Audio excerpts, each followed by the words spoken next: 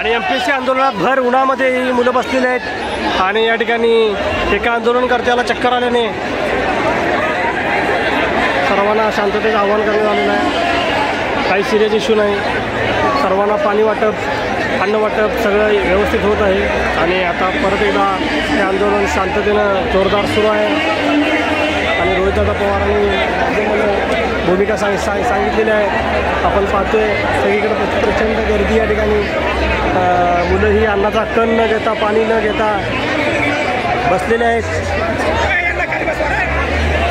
या ठिकाणी आपण चालले बघतो प्रचंड अशी गर्दी आणि प्रसारमाध्यमांचे प्रतिनिधी रोहितदादा पवारांना पुढची दिशा विचारत आहेत आणि रोहितदादा पवार आपल्या विद्यार्थ्यांची भूमिका आणि एकंदरीत आंदोलनाची भूमिका स्पष्ट करतायत। आपण बघतो मिळेल तिथं अगदी झाडावर सुद्धा हे युवक चढलेले आहेत, मिळेल तिथं जागा मिळेल तिथं। आपण बघतो आधी गॅलरीत बघा, आपण इथं पाहतोय बरं गॅलरीत सुद्धा ही मुलं चढलेली आहेत, जागा मिळेल तिथं चढलेली आहेत आणि आपली भूमिका मांडत आहेत। आणि लवकरच हे आंदोलन मिटेल आणि मुलांच्या मागण्या मान्य होतील असंच वाटतंय।